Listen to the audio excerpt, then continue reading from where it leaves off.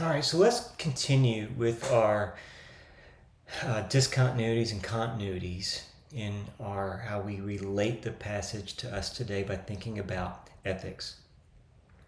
So ethics, this is going to be maybe a little tricky. On first, it could be easy, but we could come across some passages that make this a little bit trickier. So as we think of Genesis 21, here are the ethical statements that we came up with in our, as we were reading the passage and studying the passage in our theology section. Okay, so these are the things that we said to know and believe, feel, and do that God would provide for them as covenant children. That God hears their cries of desperation, that God will make them into a great nation despite their inadequate provisions. Feel desperate yet grateful that God does hear and provides, and do turn their cries of complaining into open handed prayers and to look to Him for their provision instead of looking to their lack. So, really, all of these are similarities. All of these carry over. There's not anything there that would say, okay, now that's not something ethically that I'm called to know and believe, feel, and do today, even in a different chapter of God's story. All these relate. So the only thing I would change here is that I would move from talking about them to now us today, that God would provide for us as covenant children, that God hears our cries of desperation, and so on and so forth. Okay? So ethically, all that carries right on over, even from a passage that's 3,000 years old. Okay? Let's think about Luke 7. Here's what we came up with in Luke 7 to know and believe that Jesus is God and longs to forgive those who come to Him in their need. I think, check, yes. That Jesus always welcomes the outcast, yes. That self-righteousness hinders genuine love and worship, yes. That Jesus gives peace, yes. That feel genuine gratitude and worship for being greatly forgiven. The peace of Christ that comes from being forgiven, yes and yes. And to recognize their or our great sin and come to Him in our desperate need for forgiveness. Yes, to forsake pride and self-righteousness and to worship and love Christ out of response to His forgiveness. Yes, all of these are similarities ethically. Again, these carry over right into as we move into our world today. There's nothing here that would not be consistent with what God is calling us to today. Now, some of these, even thinking back to the Genesis 21 passage as well, some of these are going to take a little bit more shape. And instead of these being black and white, these are going to be full color now, because we're going to have a greater understanding than maybe even they did. We're going to have a greater understanding today than the woman did when she came into that house. We're certainly going to have a greater understanding of today than Hagar did.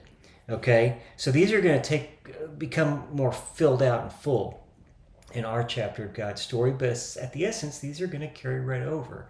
And then as we think of Ephesians 2, 1 through 10, again, these are all the ones that we came up with. And I think you could probably guess that because, again, this was written in our chapter of God's story,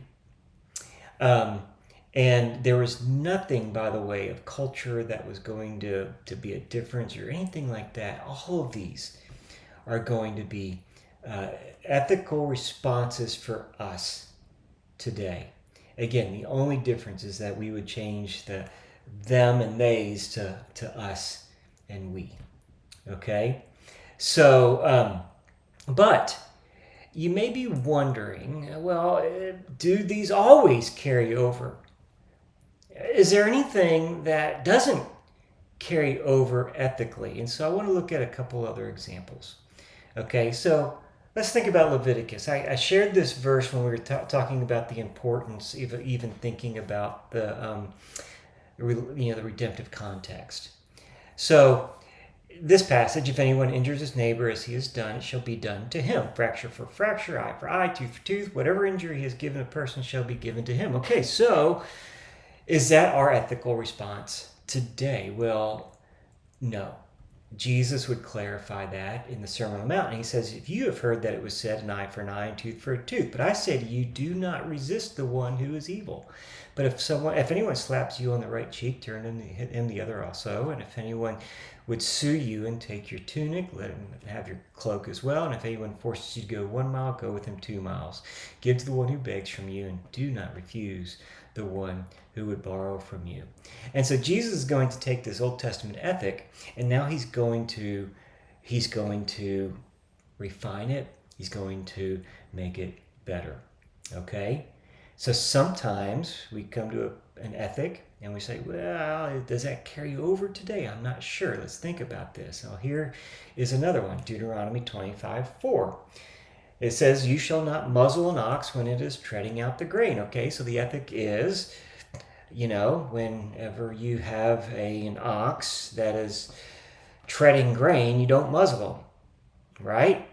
I mean, that's literally what it says. But Paul would take this ethic and improve upon it and apply it to people in the context of giving to those who are worthy of service in the church. He says this in 1 Timothy 5:17 and 18. Let the elders who rule well be considered worthy of double honor, especially those who labor in preaching and teaching. For the scripture says, you shall not muzzle an ox when it treads out the grain, and the laborer deserves his wages.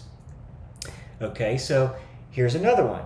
This is a tricky one because I almost hesitate putting this in here. If this is 1 Kings 11:3 about Solomon, I could have used David as well, but Solomon had 700 wives who were princesses and 300 concubines. So is this legit?